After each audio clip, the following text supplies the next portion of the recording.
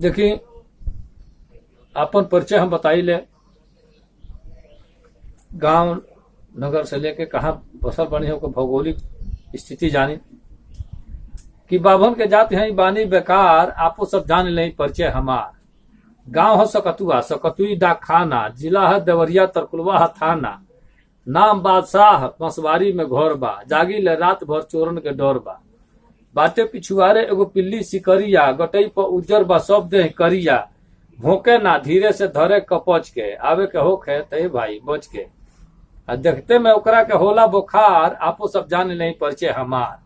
12 महीना अनहरिये के आस बा, चारू ओर बांस खूब जाह कंजास बा। दिया दुआरे के तनिको बुताला, रहे पूर्णिमा अमावसा बुझाला। गांव घुरियोले बा 3 ओर सड़क, हो जाला सगरो बरसात भर नौरक। मोर मैदान खातिर होला हरानी, हेले के पड़ेला जंघा भर पानी। अबहिन ले भइल ना एकर सुधार, आपो सब जान ले परिचय हमार। एक बेर हित जिन भादो में आवे, जिंदगी में फिर को मुंह न दिखावे। दिनहू में मच्छर फुला देले काट के, कितने लोग ओढ़लेला दरी उलाट के। राती के निकले ना घर में से डोरे, बोहे बयार बांस चोई चोई करे। हमरी दुआरे पर सगरो से बेध बा, सावन से भादो ले कष्ट खाती खेद बा। चैत बैसाख जेठ रहे बहार, आपो सब जान नहीं परिचय हमार। 125 घर बाटे आबादी, 125 घर बाटे आबादी, कौन कौन जाति बाटे सगरो बता दी। 34 घर बाभन, राजपूत 22, हरिजन के घर बाटे 26-28, 15 घर चनऊ, 4 घर तेली, चुनी के सार बने शंभू भुटेली।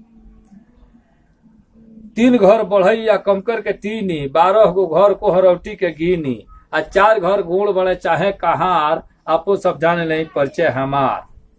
सांप गोजर बिछी और लड़छुत की बादो, कीड़ा फतिंगन से भरेला भादो, मेक माक बेंगन के बाजेला बाजा, सुने के होखे हुआ आषाढ़े में आजा। बांसे में बोले बनमुर्गी लुका के, नेऊर सियार मूस घूमे ले आके, सुख बा जलौनी के मिलत छाया, नरकट अकोल्हा ई बांस आ बेहाया। भागे ले खरहा या खेखर बिलार, आपो सब जान ले परिचय हमार।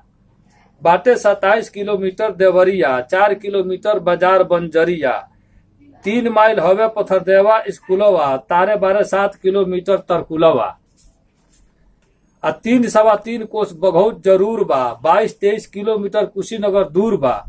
यूपी की पूर्वी किनारे ई गांव बा, बारी बगैचा सरेह फारदाव बा। खनुआ की बटले ई सटले बिहार, खनुआ बा बटले ई सटले बिहार, आपो सब जान ले परिचय हमार। आपको सब जान लें परिचय हमार।